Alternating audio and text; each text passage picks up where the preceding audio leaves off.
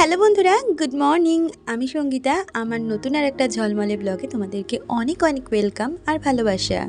কেমন আছো তোমরা সবাই? আশা করছি ভালো আছো আর সুস্থ আছো। আমরাও না বেশ ভালো আছি। আজকের দিনটি হচ্ছে বৃহস্পতিবার আর এখন কইতে বাজে ওই ভোর 6টা নাগাদ। তোমাদেরকে সাথে নিয়ে আজকে ব্লগটা এখান থেকে শুরু করছি। আই হোপ ব্লগটা তোমাদের একটু হলেও ভালো লাগবে।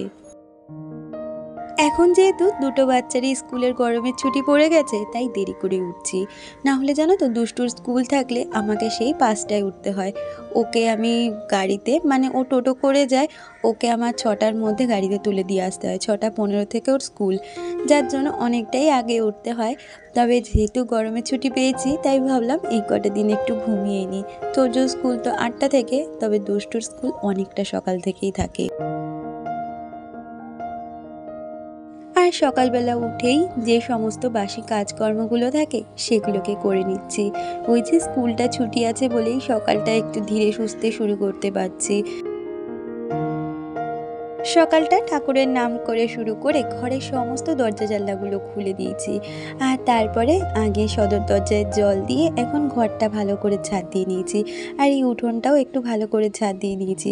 কালকে জানো তো এই দিকটায় ভীষণ বৃষ্টি হয়েছে, তাও অনেকটা রাত পর্যন্ত না বৃষ্টি হয়েছে, তাই উঠোনের অবস্থাটা এরকম, মানে ভিজা ভিজা। আমার কালকের ব্লগে সোমা দেবনাথদি কমেন্ট করেছে। সে লিখেছে, তোমার শ্বশুরের 1 বছরের বাৎসরিক কাজ হয়ে গেছে, খুব ভালো হয়েছে ভিডিওটা, ভেরি নাইস। হ্যাঁ গো দিদি, বাৎসরিক কাজ তো অনেক আগে হয়ে গেছে, মানে আগের বছরেই কিন্তু আমাদের বাৎসরিক কাজ হয়ে গেছে। এটা 2 বছর রানিং আমার শ্বশুর মারা গেছে।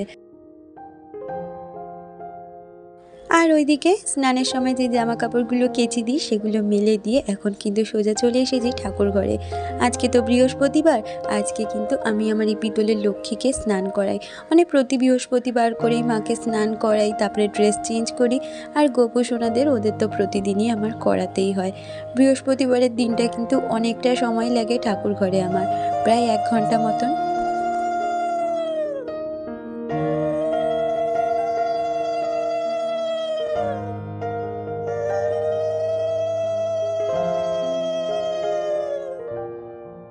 আর এই যে মা লক্ষ্মীর ঘট পেতে সমস্ত ঠাকুরকে ফুল জল দিয়ে সাজিয়ে নিয়েছি আর খেতে দিয়ে এখন কিন্তু আমি আরতিটাও সেরে নিচ্ছি। আর বৃহস্পতিবারের দিন কিন্তু আমি কোনো ঘন্টি বাজাই না, শুধু শঙ্খটাই বাজাই আর তার সাথে জোকারটাই দিই।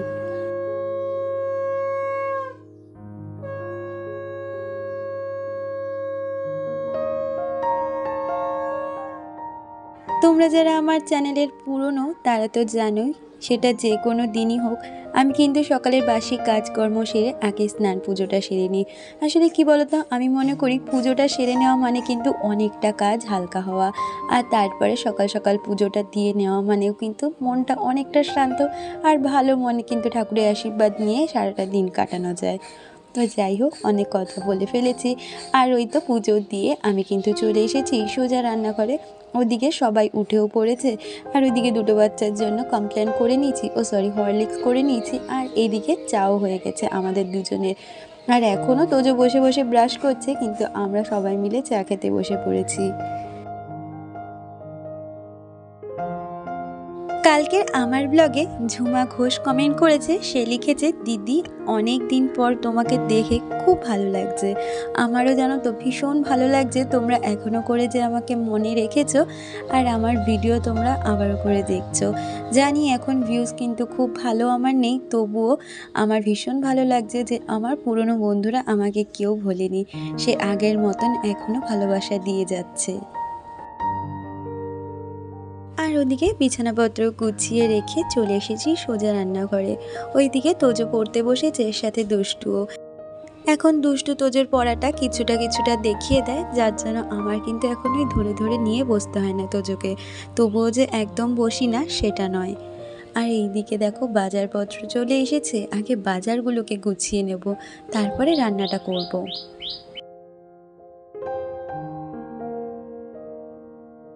তাহলে চলো কাজগুলো সেরে নিতে নিতে আমার আজকে সুন্দর কয়েকজন বন্ধুদের নাম নেওয়া যাক। Real blogger AP, Soma Ganguly, Soma Debnath, it's Mampi, S M simple housewife, Biswajit Das, Shiuli Sharma, Jhuma Ghosh, Piyali Mihir blog. তোমাদের সকলকে অনেক ধন্যবাদ আর অনেক ভালোবাসা আমাকে প্রতিদিন এত সুন্দর সুন্দর কমেন্ট করার জন্য। তোমরা এইভাবে আমার চলার পথে পাশে থেকো। আর এই দেখো, বাজার থেকে আজকে আনা হয়েছিল পটল, ভেন্ডি, চিচিঙ্গা, আলু, পেঁয়াজ, আদা, রসুন।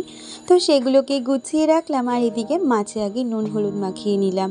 আর তার সাথে আজকে করব কি বলতো, যেহেতু মাছের একটুখানি মাথা আছে, ওই মাথাটা দিয়ে কুমড়োর চচ্চড়ি করব, আর তার সাথে চিচিঙ্গাটা ভাজা করব, আর মাছের ঝোল রান্না করব।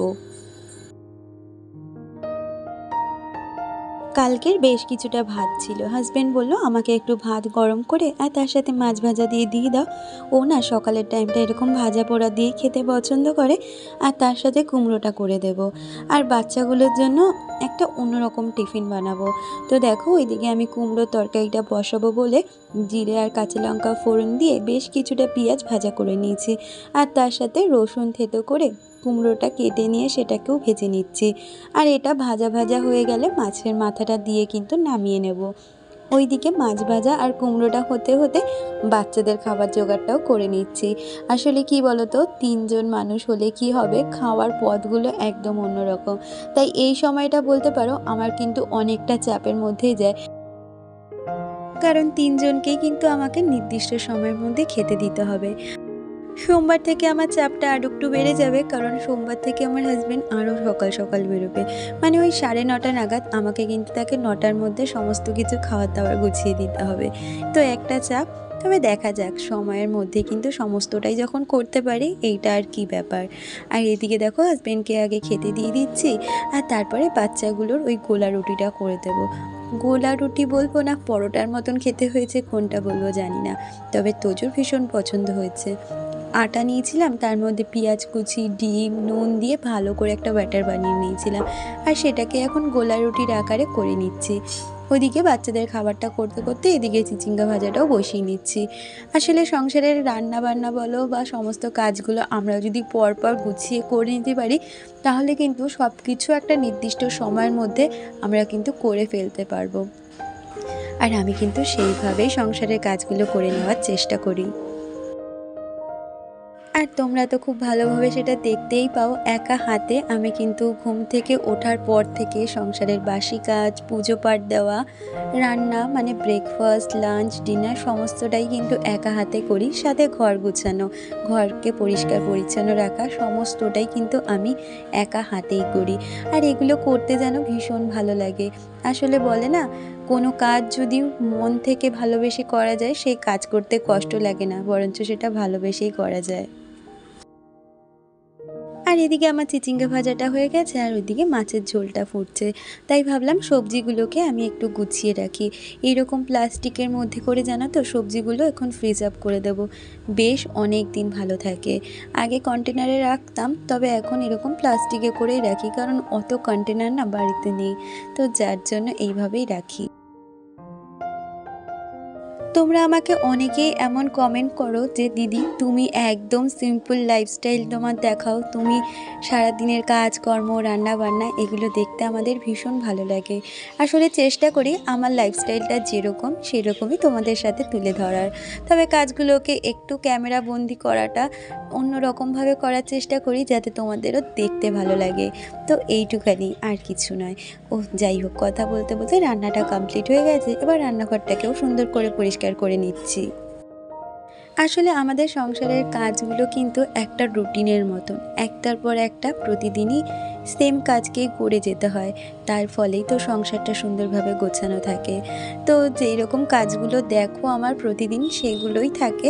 রান্নার পরে রান্নাঘরটা পরিষ্কার করে গুছিয়ে নিচ্ছি, আর এখন এইদিকে দেখো যেই ন্যাকড়াগুলো দিয়ে মোছামুছি করি সেগুলোকেও একটু ধুয়ে নিচ্ছি, আর এই যে রান্নার পরে গ্যাস ওভেনে যেই ঝিকগুলো থাকে সেগুলোকেও মেজে নিচ্ছি।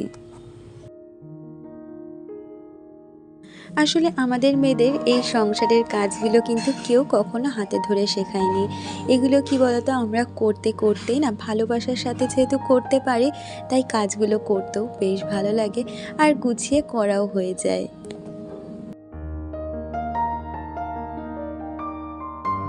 আর রান্নার সময় যে বাসনগুলো মেজে নিয়েছি সাথে কিন্তু বেসিনটাকেও পরিষ্কার করে মেজে নিচ্ছি। আর এখন রান্নাঘরটাকে মুছে নেব, তাহলে কিন্তু আমার রান্নাঘরের সমস্ত কাজ কমপ্লিট। ওই 11টা মতন বাজে, তার মধ্যে কিন্তু দেখো আমার সকালের সমস্ত কাজগুলো কমপ্লিট হয়ে গেছে। আর এর পরের টাইমটুকু কিন্তু আমি নিজের জন্য অনেকটা রিল্যাক্স করতে পারবো। আজকে সকালবেলা অনেকগুলোই জামা কাপড় প্রায় কাচা হয়েছিল, তবে সব জামা কাপড় মেলার জায়গা পাইনি। তাই এখন দেখলাম বেশ কিছু জামা কাপড় শুকিয়ে গেছে, তাই ওগুলো তুলে এই যে চাদর দুটো বাকি ছিল সেগুলোকে এখন মেলে নিচ্ছি। তাহলে বন্ধুরা, প্রতিদিনের মতন আবারও করে তোমাদের একটু মনে করিয়ে দিই, আজকে আমার ভিডিওটা তোমাদের যদি কিছু ভালো লেগে থাকে প্লিজ একটা লাইক কমেন্ট করে দিয়ে যেও। আর আমার চ্যানেলে তুমি যদি নতুন বন্ধু হয়ে থাকো, চ্যানেলটা সাবস্ক্রাইব করে আমার পাশে থেকো। আর দুপুরবেলা খাওয়া দাওয়া সেরে একটু ঘুম দিয়েছিলাম। ঘুমাবো না ভেবেছিলাম, একটু এডিটিংয়ের কাজ ছিল, মানে ওই দুপুর টাইম থেকে এডিটিং করাটা শুরু করি। তারপরে দেখলাম কি কারেন্ট চলে গেছে, আর কারেন্ট যাওয়ার পরে এত ঘুম পাচ্ছিল, ঘুমিয়েই পড়েছি। আর এই তো দেখো এখন ওই বিকাল 5টা মতন বাজে, বাইরে রোদের তাপ দেখো। তাই সমস্ত জামা কাপড়গুলো তুলে নিলাম আর এখন সেগুলোকে গুছিয়েও নিচ্ছি। এই 2-3 দিন ধরে এত জামা কাপড় কাচা হচ্ছে আর এত জামা কাপড় ভাঁজ করছি, সে কি আর বলবো। খাটে দেখতে পাচ্ছ কত জামা কাপড়, এখন সব পাটে পাটে ভাঁজ করে রাখবো। আর এই যে চুড়িদারগুলো, এগুলো কিন্তু আমি পুজোতে নিয়েছি। কালকে একটা দেখেছিলে কিনা জানি না, পিঙ্ক কালারের, ওটা দুষ্টু, মানে ওকে পুজোতে ওটা আমি দিয়েছিলাম আর আমি এই ইয়েলোটা নিয়েছিলাম। তো এগুলো পরে না ওই ইনভিটেশনে গেছিলাম, তাই ভাবলাম এগুলো গুছিয়ে আলমারিতে তুলে রাখবো। আর যেহেতু শ্রাদ্ধ বাড়িতে গেছিলাম তাই জামা কাপড়গুলো কেচে দিয়েছি, কারণ এই জামা কাপড় না এইভাবে আলমারিতে তোলা যায় না। আমার মনে হয় বাইরের জামা কাপড় যদি একবার কেচে আলমারিতে তোলা যায়, সেক্ষেত্রে কিন্তু আমরা কোনো জায়গায় যদি হঠাৎ করে পুজো দিতে যাই, তাহলে সেগুলো পরে কিন্তু নিশ্চিন্তে বেরিয়ে যেতে পারবো। তো সেই চিন্তা ভাবনা করে জামা কাপড়গুলো সবসময় কেচে আলমারিতে তুলি। আর তার সাথে এই বিছানাটাও একটু পরিষ্কার করে নিলাম। আর আজকেও তোজোর পড়া রয়েছে, সেই জন্য ওর ব্যাগপত্রটা গুছিয়ে দিচ্ছি। আর আজকে আমি আর দিতে যাব না, কারণ দুষ্টু বাড়িতে ওরও পড়া রয়েছে 7টা থেকে, সেই জন্য ওর বাবা পড়তে দিয়ে আসবে। আর আমি হয়তো আনার সময় আজকে একটু যাব। আর ওইদিকে ঘরের সমস্ত কাজ সেরে চলে এলাম রান্নাঘরে। এই যেই ন্যাকড়াগুলো সকালে ধুয়েছিলাম সেগুলোকে সুন্দরভাবে পাট করে জায়গা মতন রেখে দেবো। আর যেগুলো মাঝামাঝি করেছিলাম সেগুলোকেও গুছিয়ে নিচ্ছি।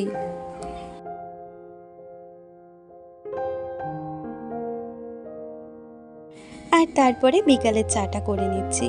আর চাটা খেয়ে হাত মুখ ধুয়ে সন্ধ্যাটা দিয়ে নেবো। আর ওই যে বললাম তোজোকে আজকে আনতে যাব, তাই বেশিক্ষণ না চা খেয়ে বসবো না, রুটিটা করে নেব। রুটিটা করে নিয়ে তারপরে তোজোকে আনতে যাব। আর আজকে হাজবেন্ড বলেছে চিলি সয়াবিন করবে, তো সেটা সেই করবে, আমার তো রুটির দায়িত্ব, তাই আমি রুটিটা করে ফ্রেশ হয়ে তোজোকে আনতে চলে যাব। আসলে সময় নষ্ট না করে যদি কাজগুলো গুছিয়ে করে নিতে পারি, সময়ের মধ্যে কিন্তু এই গরমে কাজগুলো ঠান্ডা মাথায় হয়ে যায়। আর কি জানো তো, আমার এই শ্বশুর বাড়িতে বলো বাপের বাড়িতেই বলো, এরা না সারা বছর রাত্রিবেলা রুটিই খায়, ভাতটা খাই না। আমাদের ওই তো দেখেছোই তোমরা, একবেলাই ভাত খাওয়া হয় আর একবেলা কিন্তু রুটিই খাওয়া হয়। আর আগে জানো তো রুটি আমাদের বাইরে থেকে কিনেই আনা হতো, তবে এখন মানুষ সংখ্যা বেড়ে গেছে, তাই আমি হাতেই বানিয়ে নিই। বন্ধুরা, তোমরা যেমনটা দেখতে পেলে রুটি হয়ে গেছে, এখন ঘড়িতে বাজে ওই 7:30 নাগাদ রুটি হয়ে গেছে। আর সোয়াবিনটা সিদ্ধ করে নিয়েছি। আর এখন এই দেখো রেডি হয়ে গেছি, যাব তোজোকে পড়া থেকে আনতে। সোয়াবিনটা হাজব্যান্ডই করবে, কারণ ও সোয়াবিনটা খুব ভালো করে। বাচ্চাগুলো না ওর হাতে সোয়াবিনটা খেতেই বেশি পছন্দ করে, তাই ও সোয়াবিনটা ছেলেকে নিয়ে এসে করবে। আবার দুষ্টুও পড়তে গেছে, ওকেও ও আনতে যাবে। তো এখন আমি ছেলেকে আনতে যাচ্ছি। তাহলে চলো, যতটুকু বাকি আছে ভিডিওটা কমপ্লিট করে দেবো তোমাদের সাথে পুরোটা শেয়ার করে। আর কেমন লাগছে আমার ভিডিও অবশ্যই কিন্তু তোমরা জানিও। আর আর রুটিটা করে আমি একটু গা হাত পা ধুয়ে নিয়েছিলাম, কারণ এই গরমের মধ্যে না রান্নাঘরে যখনই যাও না কেন বীভৎস গরম লাগে। আর তারপরে গ্যাসের আগুন তো রয়েছে। আর তারপর একটু রেডি হয়ে নিচ্ছি। আমার তো জানোই বেশি কিছু আমি মুখে মাখতেই পছন্দ করি না এই গরমে, একটু টোনার মেখে নিলাম, ব্যাস হয়ে গেছে। আর এদিকে দেখো এসে সমস্ত কিছু গুছিয়ে দিলাম কাটাকুটি করে, পেঁয়াজ, ক্যাপসিকাম, আদা, রসুন। আর এই যে হাজবেন্ড শুধু খুন্তিটা নাড়লো, তাতেই কিন্তু দারুণ হয়েছে আজকের রান্নাটা। তাহলে বাই।